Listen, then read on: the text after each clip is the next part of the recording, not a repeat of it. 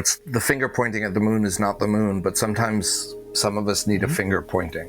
And complexity pointed me at things like emptiness of inherent existence, which were completely abstract things and have given me access to direct experience.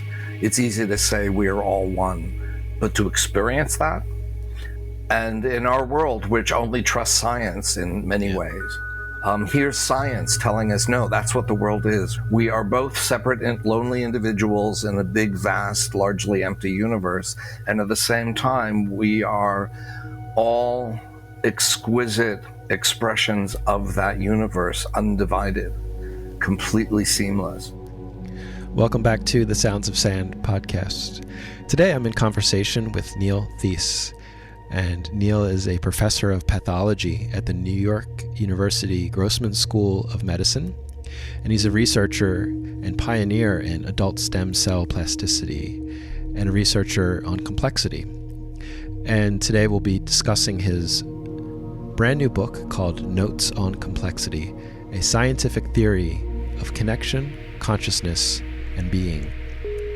It's a really interesting conversation, and we get into some fun places, including Neil's background in science and religion and consciousness, and his work and presentation at Science and Nonduality conferences over the years. And so let's get right into it today on the Sounds of Sand, presented by Science and Nonduality.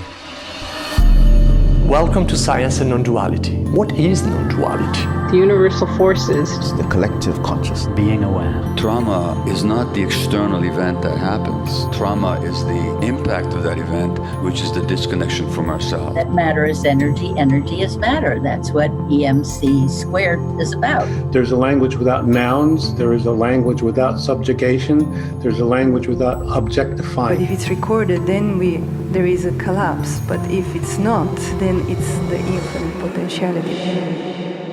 All right, so I'm here with Neil Theise. Thank you so much for being on the Sounds of Sand podcast. Oh, thanks for having me, Michael. Yeah, and I know you've presented at several SAND conferences in the past, so some listeners will be familiar with your work. But would you mind giving a bit of your background and the perspective from which you weave science and spirituality so effortlessly in your writing? Sure. Ever since I was a kid, I had these two things going on. There was a religion, spiritual thing and a science thing. I was a typical nerdy science kid, lots of time reading the World Book Encyclopedia and hanging out at the library and collecting rocks and going to summer science camp and things like that. But at the same time, I grew up my parents were from Europe, were Jewish. My father was a Holocaust survivor.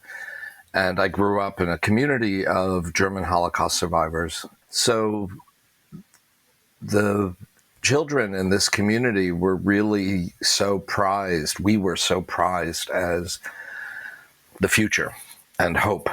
And so religion, for most of the people I grew up with, some cousins, but just friends of the family, it was a very rich experience. It wasn't something that was felt imposed or overly rigid. And so I had this really joyful Jewish family practice and community practice going on the science stuff. And I was aware that our society tends to say those things are incompatible, but I just didn't really care. I followed my nose for my interests. And sometimes I was reading about Jewish stuff. In my teen years, I stumbled into Jewish mysticism, oddly, through the book The Source by James Michener, which is a novel. He would write 1,000-page novels about a particular site over 10,000 years of history. And this one of a fictional site, archaeological dig in Israel, in chapter 7 or something, in the middle of the book, there was one on the mystical community of Tzfat in northern Israel in the 15th century to 16th century. And suddenly I discovered that there was this thing called Jewish mysticism. And in the novel, there was a mystic whose experience of becoming one with the divine was vividly written about. And that sort of blew my mind because I had been wrestling with issues of being in a family of Holocaust survivors for my whole life. How do we have this joyful religious practice and yet this happened? And it suddenly occurred to me that perhaps through mystical practice, there was some way of achieving the God's eye view of things that and I literally said this to a friend of mine, maybe from the God's eye view, things like the Holocaust make sense. And so that's what I started thinking I had to aim for. Meanwhile, I was collecting rocks and going to summer astronomy camp and doing stuff like that. Discovered physics, Einstein and relativity, and then quantum physics in 7th grade. 11th grade, I went to Israel for a summer. I used my bar mitzvah money to go to study particle physics at the Weizmann Institute for a summer when I was 16. And then went off to college, and I wound up being a Judaic studies major, thinking of going to rabbinical school. But I also had a major separate degree in computers, which now I look back, that was my intro to systems science, which complexity is a science of systems. But I also went pre-med for other more peculiar reasons and wound up doing that. So all the way through, there's been this, I'm doing this and I'm doing this. It's not either or, it's both and. But I never felt any particular interest in people trying to merge the two. So I remember when the Tao of physics came across my radar, I took note of it, but I was like, I don't really care. Bumped into Zen in college. A friend gave me The 3 Pillars of Zen by Roshi Philip Kapleau, and that was my intro to Zen practice. And I took note of the enlightenment, quote unquote, or awakening experiences in the book and how they sounded very much like things I had read about in Jewish mystical sources in an academic way. And Jewish mysticism, it's accessible now, but back in we're talking in the 70s, for a middle-class, non-Orthodox Jewish, let alone gay kid growing up in New England, it wasn't available. But here, the Zen stuff was, and it struck me as being non-theist enough that I could do it without crossing boundaries of my Jewish practice. That was a more interesting dance over the following decades, how they related or didn't relate, or I tried to force them to relate. But regardless, that's how I started a contemplative practice. It was through that book, meditating on my own until my late 20s when I went to Zen Mountain Monastery and started formal Zen practice.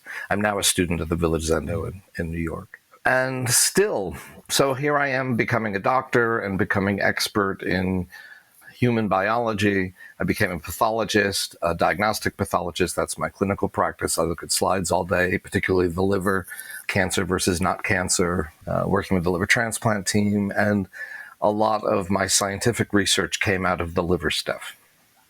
And that was happening. And then the religion stuff was happening. I was becoming a Zen student. It was in 2001 that a friend of mine in England who was an academic at the University of Westminster and curated art science interdisciplinary interactions and collaborations. And he put me together with another friend of his named Jane Prophet, who was an artist.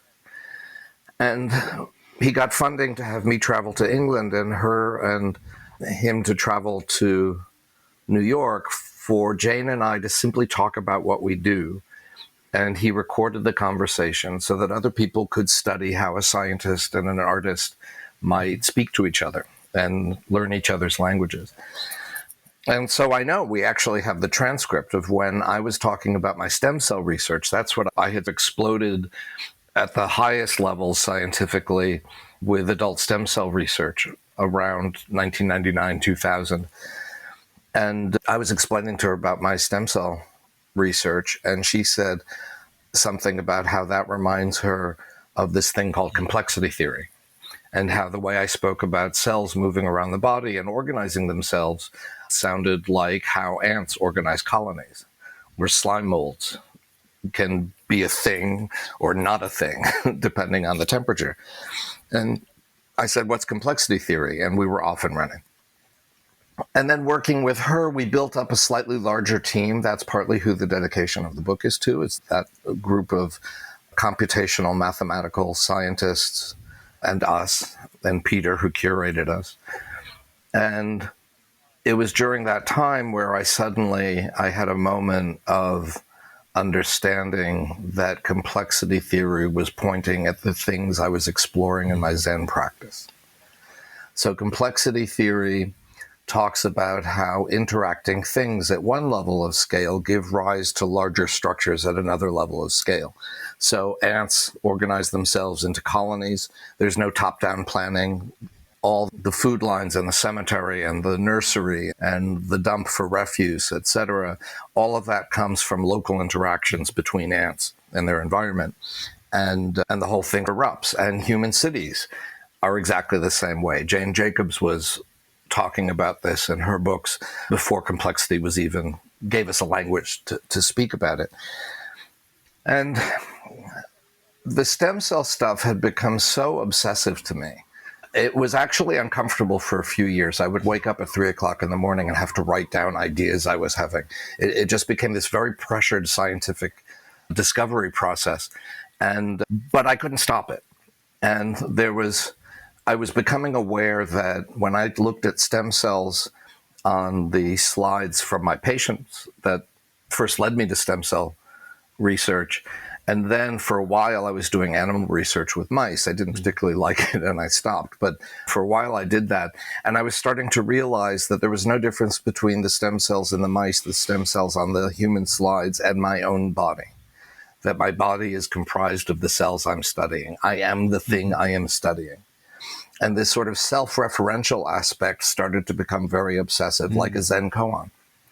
A koan is typical Zen practice. A typical one would be, what's the sound of one hand clapping? That's probably the most famous. They're questions that you can't answer with your intellect.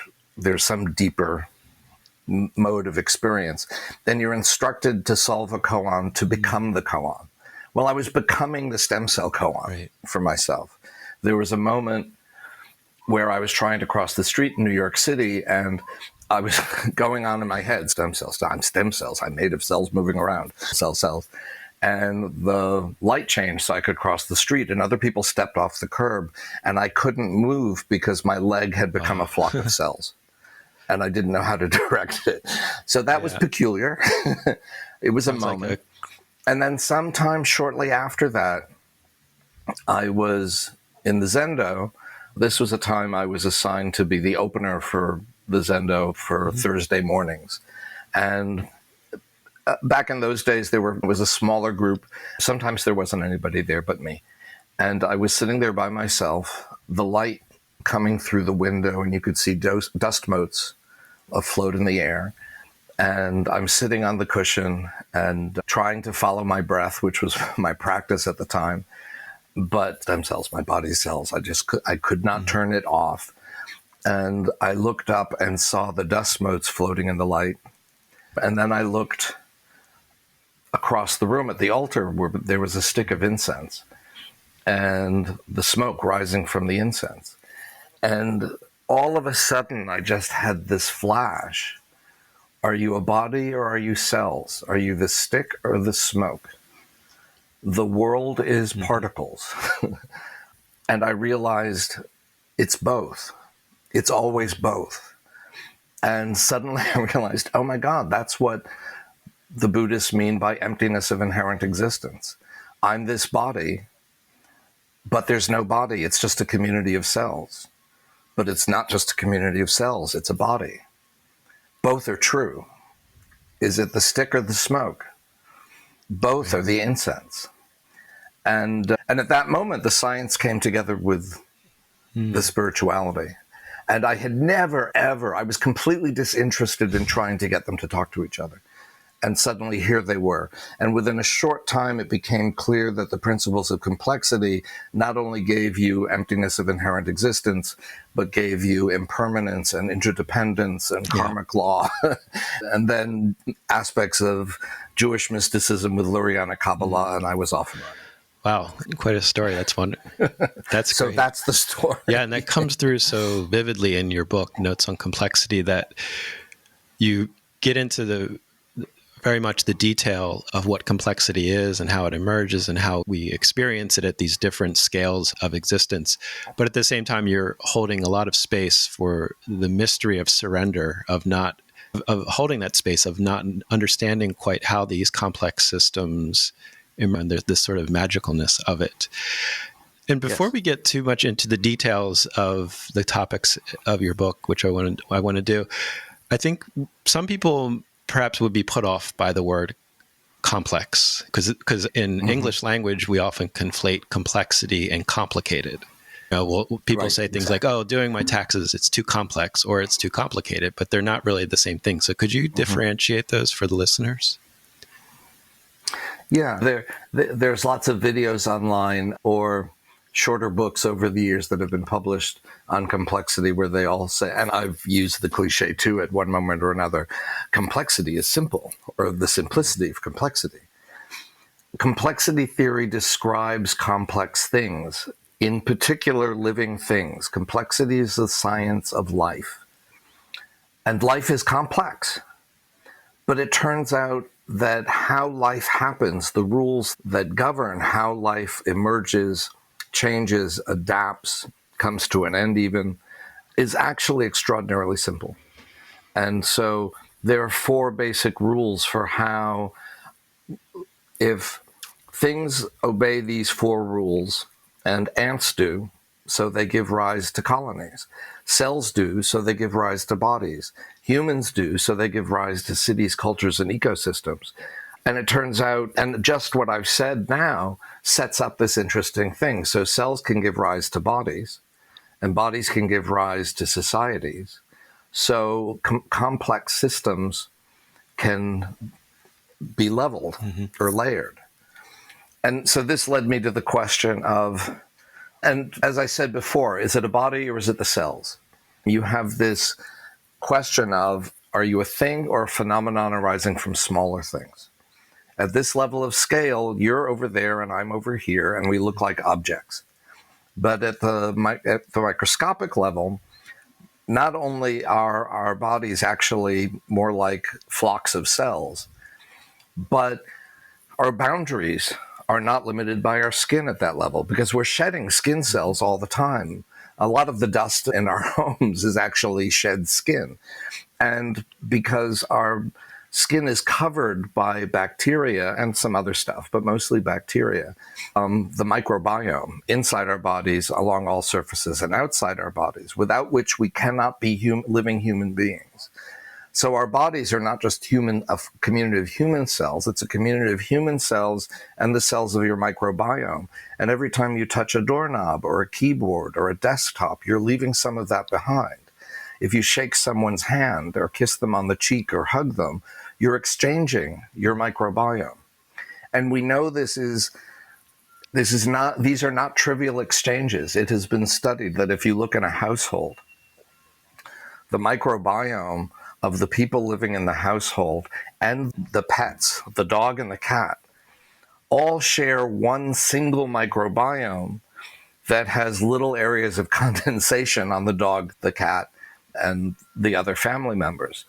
So at the cellular level, where are your boundaries? Your boundaries are at least as wide as the places you inhabit and the people you come into physical contact with. So are cells a fundamental thing? When we talk about Western medicine and Western biology, what we mean by that is that the microscope was invented, and when they used the microscope to look at tissues of living things, they saw that there were these empty boxes. And they called them cells because they looked like the cell of a monk or a prisoner devoid of furniture. Later, when we started having special stains that we still use in my daily practice, we could see the furniture was filled in, the nuclei, the Golgi, the endoplasmic reticulum, et cetera, et cetera. But the cell itself was then seen as this thing. And cell doctrine, which is what defines Western medicine and biology, says that all living things are made of cells and all cells come from prior cells. That's true. But at the nanoscopic level, cells cease to exist the way your body ceases to exist at the cellular level. It's just molecules afloat in water. And it turns out molecules floating in water fulfill all the same rules that all the other complex systems do. And so where do molecules come from? Atoms. Where do they come from? Subatomic particles. Where do they come from? It's not an infinite regress down to infinitely smaller things. Physicists agree that there is a smallest level of scale called the Planck length and the Planck time, named after Max Planck, the father of quantum physics. And at that level, there are no things. There's just space-time is an energy-rich field. And thanks to Einstein, E equals mc squared, a field of energy gives rise to little bits of mass periodically. And it does so usually in matter-antimatter pairings, which arise and then hit each other immediately and fall back into energy. So it's this bubbling sort of thing. It's referred to, I love this phrase, the quantum foam. But sometimes these smallest entities, whatever they are, strings, loops, particles, whatever, escape that annihilation. And then they can interact with each other to become subatomic particles, atoms, molecules, and the whole universe. So my most popular sand video, Zaya named Everything Only Looks Like a Thing, after something I said.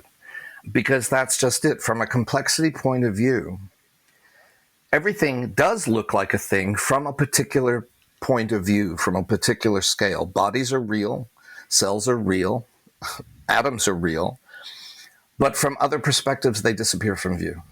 Higher levels, you can't see them. Lower levels, you find out they're just phenomena arising from smaller things until you get to the quantum foam, and there's no thing anywhere.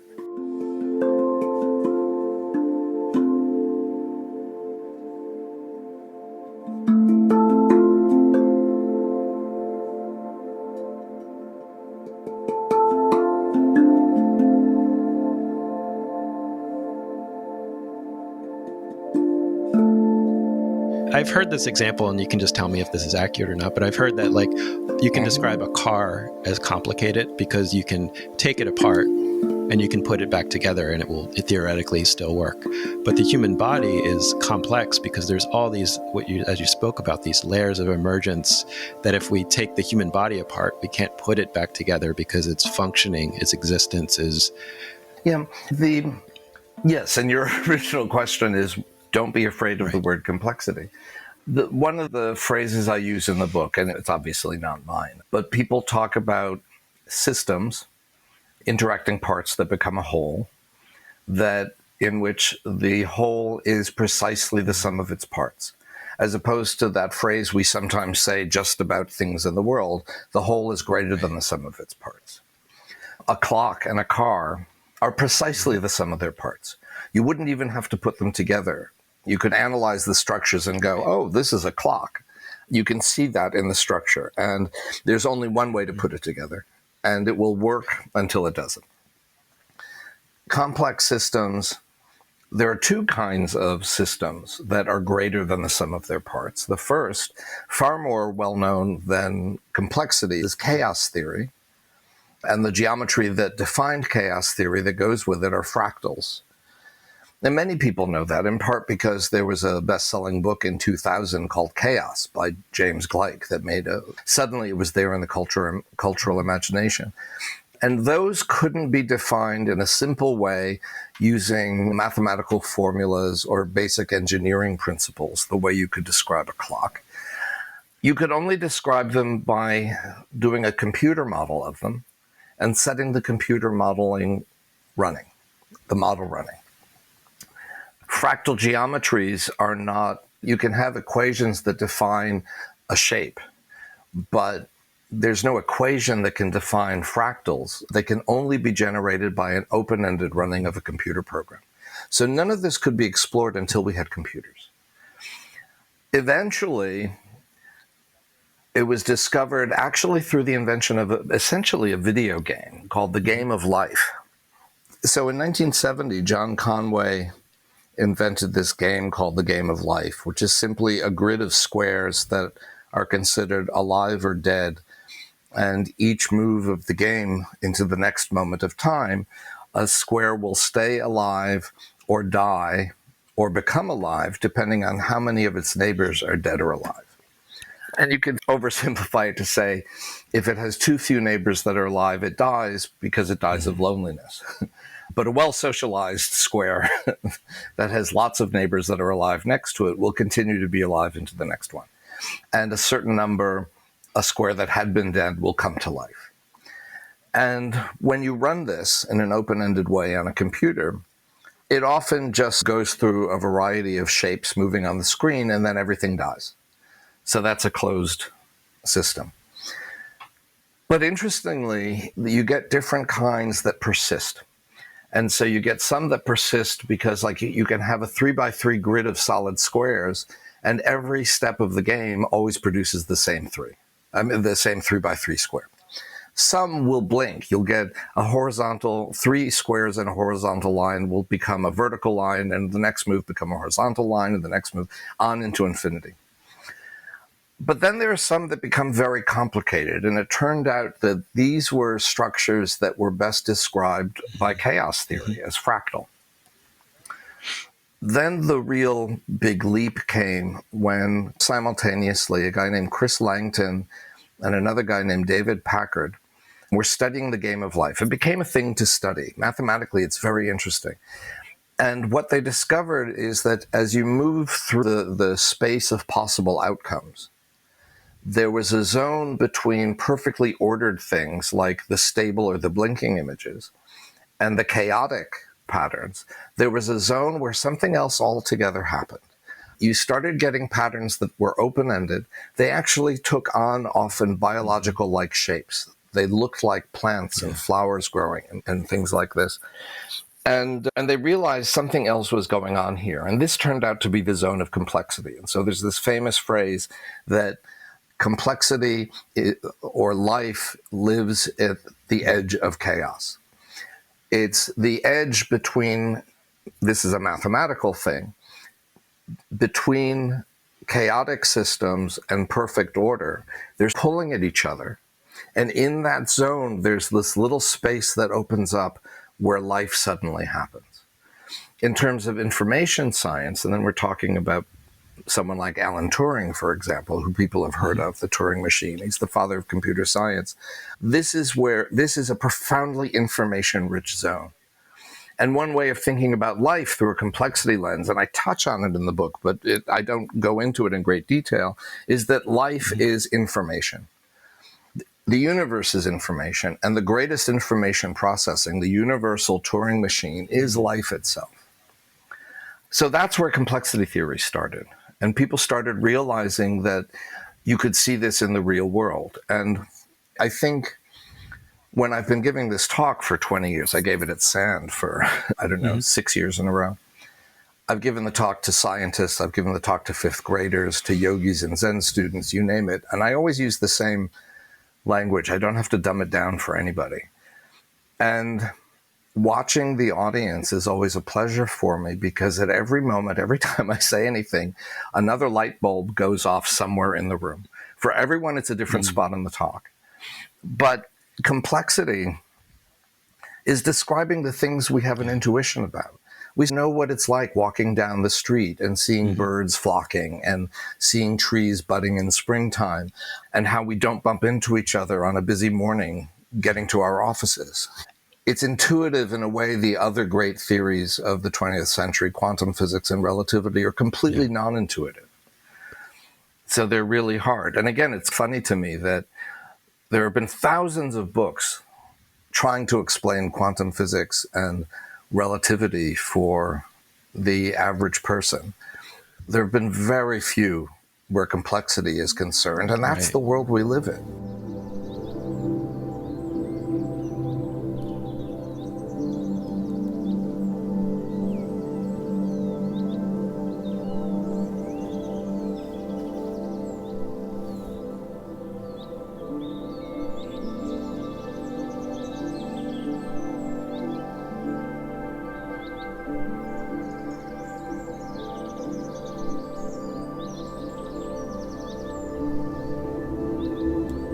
I love this image that you described when you give your talks of these light bulbs going off and the emergence of an understanding of complexity, because it reminds me of Conway's Game of Life visually. And we'll have a link in the show notes to some YouTube videos showing what you were describing earlier, that these really beautiful, intricate, organic patterns can emerge from just a simple pattern of these on and off squares. And it's very difficult to describe with words. Yeah. It's just something to see You it. have to see it. And it also, when you were talking about complexity being on the edge of chaos, it reminds me so much of art, so much of whether it's visual or music or poetry, that it's this dance between the structure of that's the sort of the medium that's being used, let's say in music, we're going to keep it in this scale and this key and use these rhythms.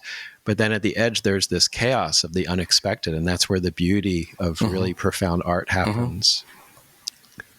Yeah, no, that's exactly it. And you raise a really important point that's actually really beautiful, and to me is one of the most important points of complex systems. So I talked about these rules of interaction. One of the rules of interaction, whether it's ants or cells or molecules or humans, etc., is that there has to be some limited amount of unpredictability in the system. You don't have that in chaos. If you start with exactly the same beginning, you will get the same outcome. The butterfly flapping its wings in Brazil becoming a tornado in Texas. That's the classic example. People have probably heard of it. If you computer model that and have the butterfly flap its wings exactly the same way each time, you will get exactly the same tornado. Although how that happens itself is extraordinary. But in complexity, there has to be this low level of unpredictability. If there's too much, then you get chaos, you get complete disorder. You can't get any self-organization at the larger scale structures. You would just have people or ants doing whatever they do. Think about humans in wartime. Too much randomness. There's no social structure. I'm thinking about Ukraine, obviously. But if there's too little randomness, then you're a machine and you behave exactly the same way every time. And if the environment changes, there's no way for the system to change in response.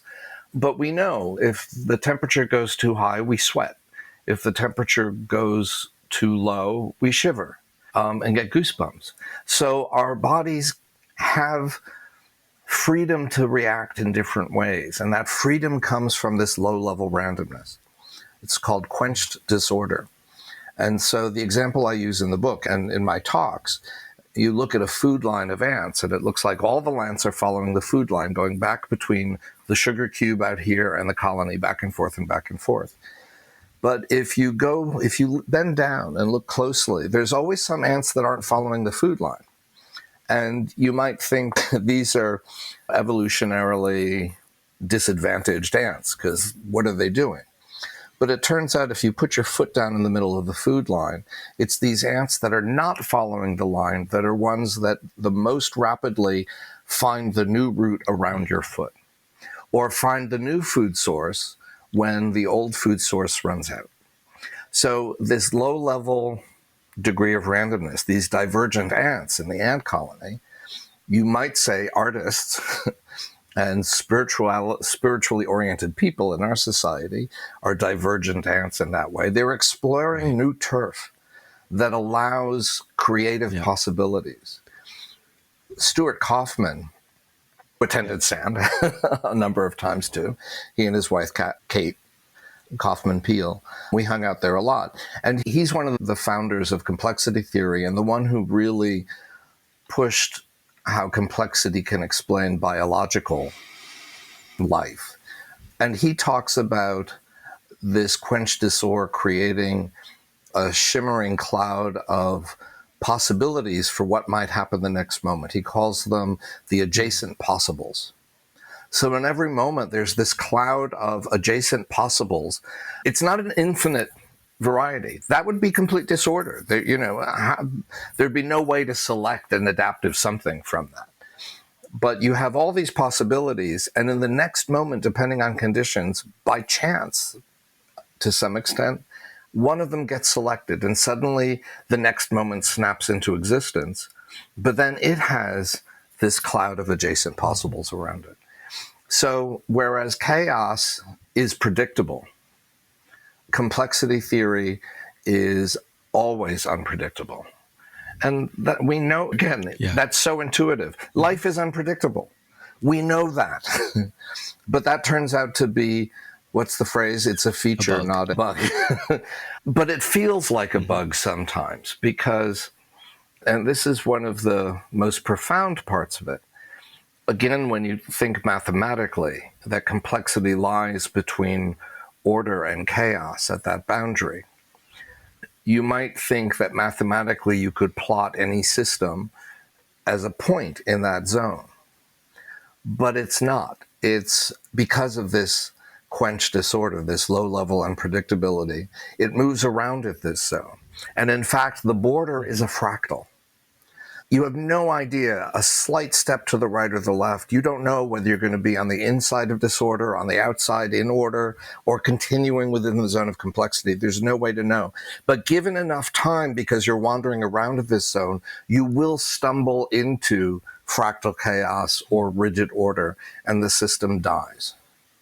So the thing that makes us alive and adaptive, this low-level randomness, also necessitates that given enough time, the system will collapse. You'll have a mass extinction event.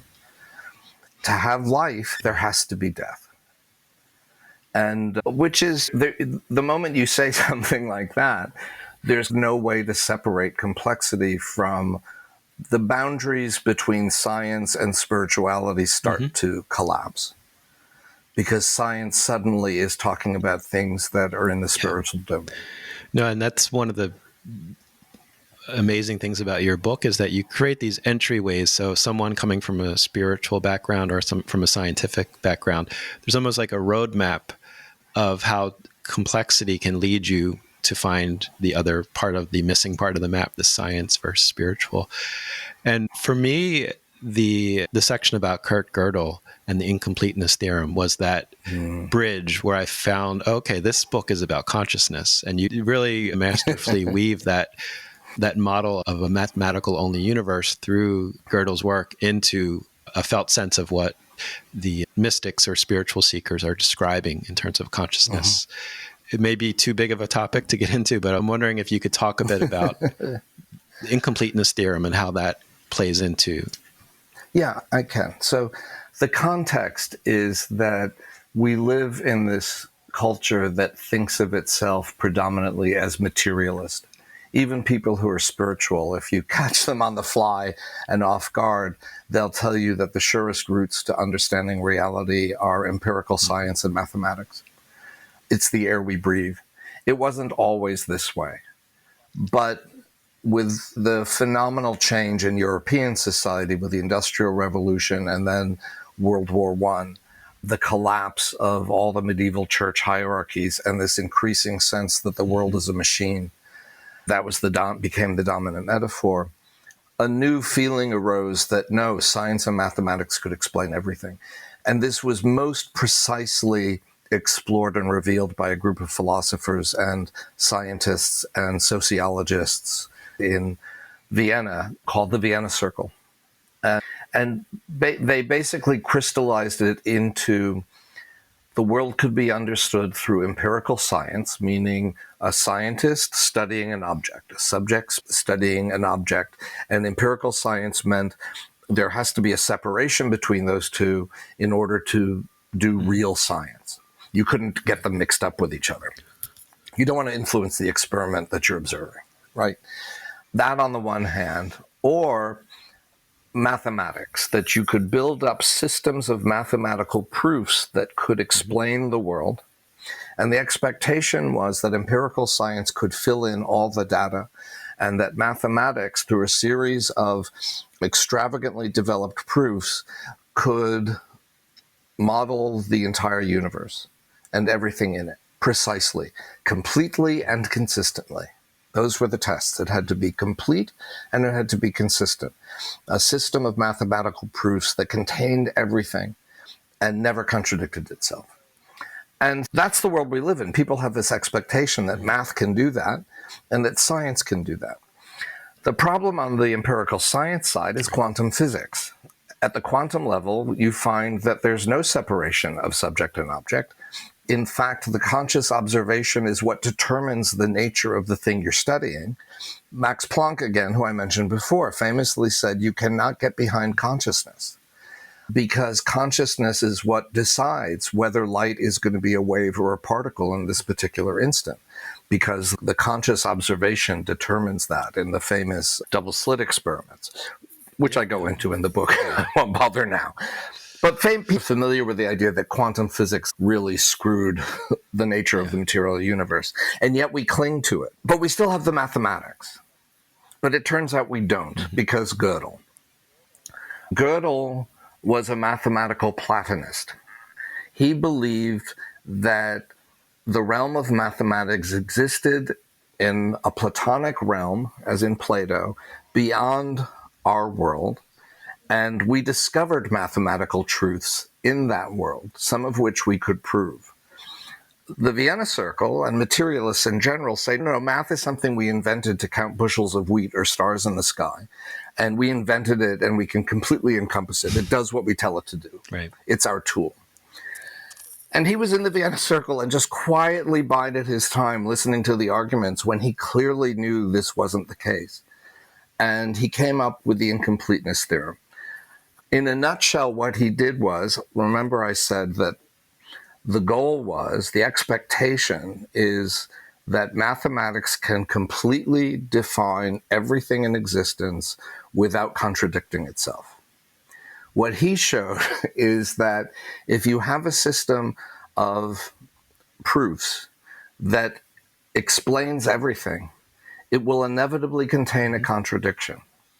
And if you have a system that is completely consistent, and this is the most important part, then there will be things that are true that cannot be proven from within the system. So how can you know something is true? And how he proved this without using proofs is the brilliance of what he did. He's one of the great minds of history. He's certainly the greatest logician of all time. What he was getting at is that there are things we can intuit are true, but we cannot prove they are true. And so he opened the door to intuition. The Vienna Circle desperately tried to close the door on what they called metaphysics. The worst insult a Vienna Circle member could hurl at another one in a conversation was, bah, that's just metaphysics. They wanted to squeeze intuition out of science and out of math. Quantum physics says you can't do it. And now Gödel said, in mathematics, you can't do it. And Gödel himself said, this opening the door back to intuition was going to be important for the study of religion. And so the argument I make in the book, I'm not the only person to make this, obviously, is that what Gödel opened is the alternate pathway of direct intuition and direct experience as a way of understanding the true nature of reality. He basically described his own meditation practice lying on his couch in a darkened room, in a quiet space, wandering the realm of pure mathematics. And he would intuit things. The way we intuit aspects of reality through meditative practice. And what are we experiencing when we are meditating? We are experiencing the nature of our mind. And where does that take us? According to Buddhism and Luriana Kabbalah and Kashmiri Shaivism and Vedanta, to just name a few, the world is mind. The world isn't material. The brain doesn't make minds. The universe arises from mind and eventually creates something as complex, here it applies, as the brain, which to me functions like a radio selecting radio waves to give you a Beatles song. My brain selects from the universal consciousness Neil Theise's mind, who thinks he's got something to say in a book. But it's just my version of what I'm intuiting from the universal mind that we all potentially have access to. And I talk about contemplative practice in the book, obviously, but that's not to exclude the sort of insights you can get from a path of service or a devotional path. Beautiful. And Yeah, as I said, I highly recommend this book. I think anyone in the sand community will love it, but beyond that, it's a coincidental. We were talking about Gödel because I had this book, the Gödel Escherbach, on my desk. I was using it to hold up my monitor, Right. and I got a box, and I took it out. I remember when that came out. And we were talking about, I mentioned this in the book. I remember when The Game of Life was first published in Scientific American in 1970. I found that copy of Scientific American at the West Hartford Public Library. And I remember reading it and thinking, there's something really cool here. And then I went on to the next thing. And then a few years later, Gödel Escherbach came out, won the Pulitzer Prize. I read it, didn't understand it. And now I know that I disagree with the book. Interesting. Yeah. I think I've read it, I don't know, 4 or 5 times, because, it is very dense and there's a lot of... Incredibly rich. But his idea is that mind arises from the universe, not that the universe arises from mind. Hofstadter, the author. Making an attempt, Douglas Hofstadter, that through this kind of self-referential... Like when I spoke about how I was thinking of my body as stem cells, and this became this self-referential loop.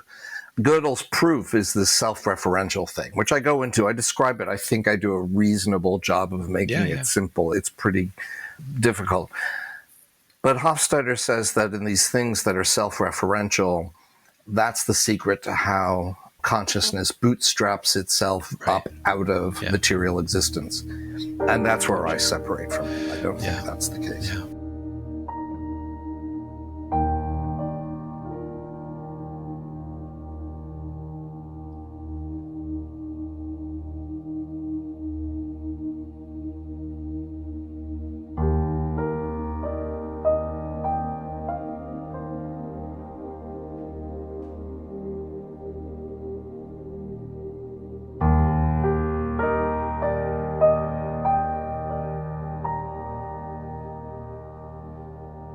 Nice. And so we talked about a lot of conceptual things today, a lot of really beautiful models of reality. But as we get close to the end, I wanted to bring it back to the personal, because there's a lot of really, I think, personal wisdom, embodied wisdom in your book.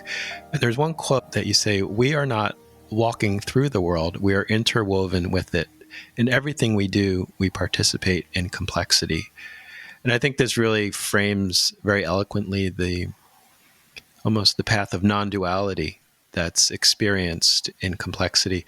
So in writing the book, or in how you imagine it'll be received, do you feel that there's a sort of societal implication to seeing ourselves as one through complexity? Yeah, sure. Part of me feels a little bit like if people had understood complexity principles 20, 30 years ago, would we have been able to avoid some of the political crazy around things like climate change, or how to develop an economy that doesn't crash, things like that. If kids were taught complexity in school, they would look at these things and know these aren't political questions, these are mathematical questions, and the answers are really simple according to those 4 little principles. And so then I felt a little bit like, what am I offering with this book? I know for me personally, it's been transformational in terms of the finger pointing at the moon is not the moon, but sometimes some of us need a finger pointing. And complexity pointed me at things like emptiness of inherent existence, which were completely abstract things and have given me access to direct experience.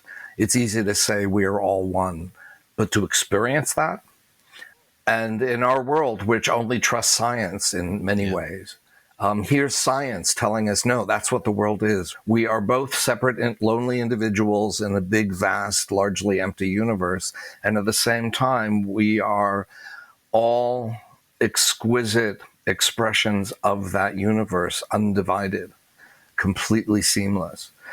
But towards the end of the book, at the last minute, I added in a couple of paragraphs because I talk about this kind of view from complexity. But when the world is burning, what does that do for you?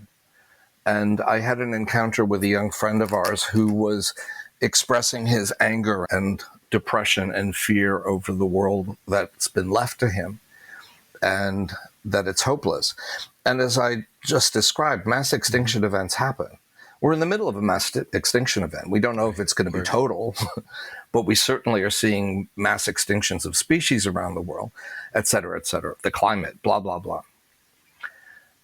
And I think what complexity also does for me is helps me find a way in the face of a mass extinction.